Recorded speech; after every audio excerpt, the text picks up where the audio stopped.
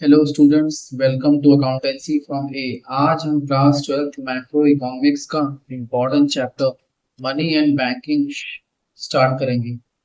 इस लेक्चर में money supply, monetary supply, repo rate, reverse repo rate, open market operation और margin requirement को simple examples के साथ समझेंगे।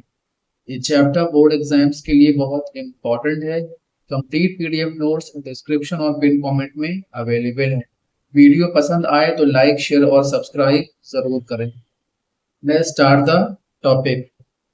तो इससे पहले के लेक्चर में हमने देखा था, वो लेक्चर अगर आपने ना देखा हो तो जाकर आप प्लीज वॉच कर लीजिए। इस लेक्चर में हम मार्जिन रिक्वायरमेंट के बारे में पढ़ेंगे और भी चीजें आगे हैं डिस्कस की जाएंगी। देखिए, मार्जिन रिक्वायरमेंट बेसिकली होता क्या है। मान लीजिए रमेश है, उसे लोन चाहिए एक बैंक से। तो होता क्या है, बैंक बोलेगा भाई कुछ चीजें आप गिरवी रखिए, तब आपको हम लोन दे पाएंगे। ये मैंने ड्रामेटिकल फॉर्म में समझाने की कोशिश की आपको। तो इस गिरवी को आप क्या बोलेंगे, कोलैटरल या फिर मॉर्टेज। कोलैटरल सिक्योरिटी या फिर मॉर्टेज बोलते हैं, ठीक है ना। ये चीजें हैं। अब देखिए डेफिनेशन क्या होती है मार्जिन रिक्वायरमेंट की। Margin requirement refers to the difference between value of collateral and amount of loan. Collateral security और अमाउंट ऑफ लोन के बीच का जो डिफरेंस होता है that is called margin requirement. For example 50 lakh rupees की कोलैटरल सिक्योरिटी को आपने गिर रखा, ठीक है ना, बैंक के पास एज अ कोलैटरल सिक्योरिटी, गिरवी के तौर पे। लोन कितना चाहिए था, 40 लाख का। भाई आप एक बात जान लो, ये नहीं कि 40 लाख का लोन चाहिए तो 40 लाख की सिक्योरिटी आपको कोलैटरल सिक्योरिटी के तौर पे रखनी पड़ेगी।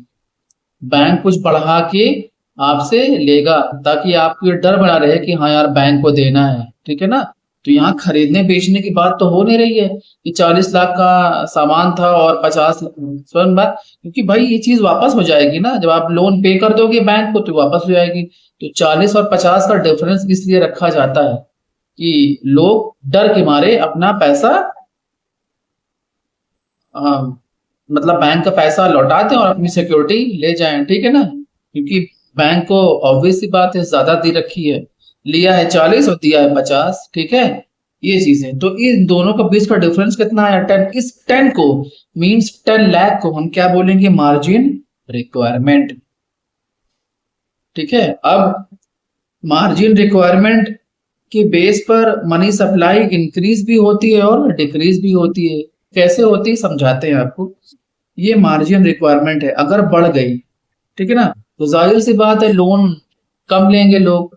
भाई मार्जिन रिक्वायरमेंट मान लीजिए यहाँ पे 49 होता, सॉरी यहाँ पे 50 होता, यहाँ 49 होता, तो मार्जिन रिक्वायरमेंट कितनी आती, 1 लाख रुपए। तो लोग कह रहे चलो 1 लाख रुपए की बात है, लोन ज्यादा ले लो। बात समझ में आई। तो यहाँ पे 10 लाख का मामला है, तो मार्जिन रिक्वायरमेंट ज्यादा है, 10 लाख है। तो लोग क्या करेंगे, लोन कम लेंगे। जब लोन कम लेंगे तो मनी सप्लाई ऑब्वियस सी बात है कमी होगी। इसी का जस्ट अपोजिट, अगर मार्जिन रिक्वायरमेंट कम होती तो लोन ज्यादा लेते, मनी सप्लाई ज्यादा होती। बात समझ में आई कि कंट्रोल कैसे करते हैं मनी सप्लाई को। अब मनी सप्लाई को कंट्रोल करने का एक और मेथड होता है, open market operation to control money supply. कैसे, देखिए गवर्नमेंट को जब पैसे की जरूरत होती है तो गवर्नमेंट क्या इशू करती है, बॉन्ड, जिसे हम बोलते हैं गवर्नमेंट सिक्योरिटी। तो एज अ एजेंट आरबीआई क्या करता है, गवर्नमेंट की जो सिक्योरिटी होती है मींस बॉन्ड, उसे सेल करता है पब्लिक को। पब्लिक को इंटरेस्ट मिलता है भाई उस चीज पर, ऐसा नहीं फ्री में, ठीक है ना। तो पब्लिक मनी क्या होगा भाई, जब पब्लिक अपना पैसा अपनी सेविंग्स को दे देगी यहाँ पर, मान लो फॉर एग्जाम्पल, तो पब्लिक के पास उतना पैसा बचेगा नहीं, तो पब्लिक के पास मनी कम हो जाएगी। जब मनी कम हो जाएगी सप्लाई भी ऑटोमेटिक कम हो जाएगी, ठीक है ना, वाइसा वर्सा। और जब यहाँ बात सेल की थी और जब बाय की बात होगी, ठीक है ना, जब पब्लिक को पैसा मिल जाएगा दिया हुआ पैसा तो मनी सप्लाई बढ़ जाएगी। मतलब पब्लिक के पास पैसा बढ़ जाएगा तो मनी सप्लाई भी बढ़ जाएगी। बात समझ में आई। भाई पब्लिक के पास पैसा नहीं था, मनी सप्लाई घट गई। पब्लिक के पास पैसा आ गया, वही वाला पैसा जो दिया था, तो मनी सप्लाई भी बढ़ जाएगी, ठीक है ना। तो इस चीज को हम क्या बोलते हैं, इस कॉल्ड ओपन मार्केट। तो इस प्रोसेस को हम क्या बोलते हैं, ओपन मार्केट ऑपरेशन। ये चीजें हैं, ठीक है। ओपन मार्केट ऑपरेशन, डेफिनेशन देखिए, open market operation refers to the buying and selling of government security in open market to control the money supply. Clear है? Done by the central bank. कौन काम करता है? ये सेंट्रल बैंक एज अभी समझाया ऊपर ना, RBI as a agent. Monetary policy क्या होती है? देखिए, it refers to policy made by the central bank related to the change of money supply. ठीक है ना, मनी सप्लाई को चेंज, मनी सप्लाई चेंज होती है। ठीक है ना। अब money monetary policy two types की होती है, quantitative instrument and qualitative instrument. ठीक है ना।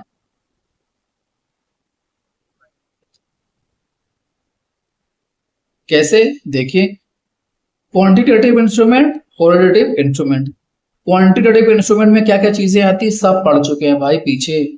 CRR, LRR, SLR, repo rate, bank rate, reverse repo rate, OMO, open market operation. ठीक है ना, ये चीजें हैं।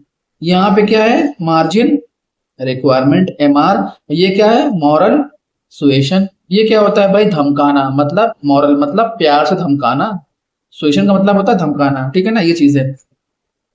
क्वांटिटेटिव इंस्ट्रूमेंट की बात जब कभी होती है तो ये ओवरऑल कंट्री, मतलब पूरे कंट्री को की मनी सप्लाई